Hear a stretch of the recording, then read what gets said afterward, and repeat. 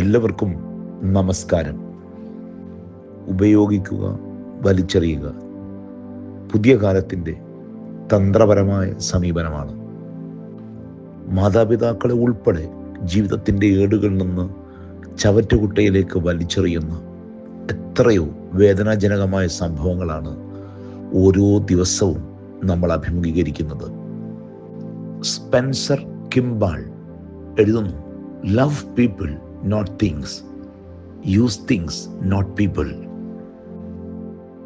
മനുഷ്യരെ സ്നേഹിക്കുകയും വസ്തുക്കളെ ഉപയോഗിക്കുകയും വേണം.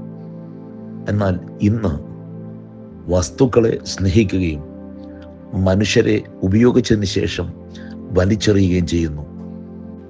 ഈ കാഴ്ച കണ്ടിട്ട് ഒരു ചിന്തകൻ എഴുതുന്നുണ്ട്, humans are more venomous than snakes. പാമ്പിനേക്കാൾ വിഷവാഹികളായി മനുഷ്യൻ മാറുന്നു. ഒരെഴുത്തുകാരൻ്റെ ഭാഷ്യം ഇങ്ങനെയാണ്, some people will treat you like tissue paper, they will use you and throw you away, beware of dum.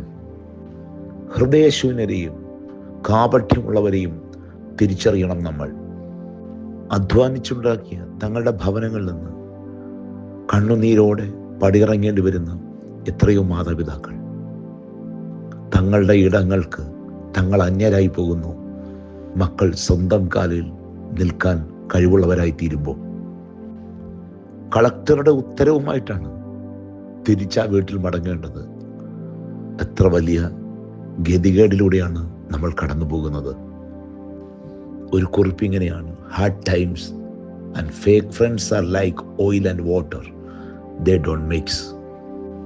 ഒരു കഷ്ടകാലം വരണം നമുക്ക് എത്ര നല്ല സുഹൃത്തുക്കളുണ്ടെന്ന് തിരിച്ചറിയുവാൻ. ക്രിസ്തു പത്രോസിനോട് ചോദിക്കുന്നുണ്ട്, ശിമോനെ, നീ എന്നെ സ്നേഹിക്കുന്നുവെന്ന്.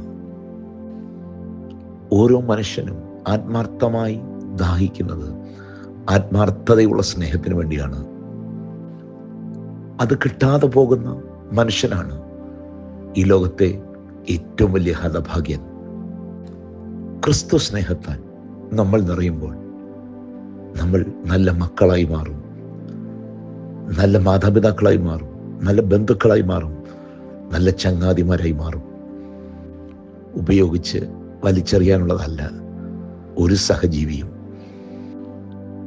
ആ വലിയ പാഠം നമ്മുടെ ജീവിത വഴിയിൽ പ്രകാശമായി മാറട്ടെ. സദൃശവാക്യങ്ങൾ 25 അധ്യായം 18 വാക്യം, കൂട്ടുകാരന് വിരോധമായി കള്ളസാക്ഷ്യം പറയുന്ന മനുഷ്യൻ മുട്ടികയും വാളും കോർത്ത അമ്പും ആകുന്നു. ഒരു നിമിഷം ഹൃദയ കണ്ണുകളെ ദൈവത്തിങ്കലേക്ക് ഉയർത്താം. കാരുണ്യവാനായ കർത്താവേ, നിസ്വാർത്ഥമായ സ്നേഹം കൊണ്ട് അവിടുന്ന് ഞങ്ങളെ നിറയ്ക്കുന്നു. ഓരോ പ്രഭാതവും അങ്ങയുടെ സ്നേഹത്തിൻ്റെ പ്രകാശനമാണ്.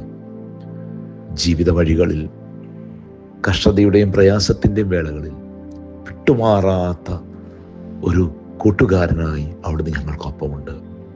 എങ്കിലും ഒരു വ്യക്തി എന്ന നിലയിൽ എത്രത്തോളം ആത്മാർത്ഥതയുള്ള സ്നേഹം ഈ ലോകത്ത് ഞങ്ങൾക്ക് വിതയ്ക്കുവാൻ കഴിയുന്നുണ്ട്.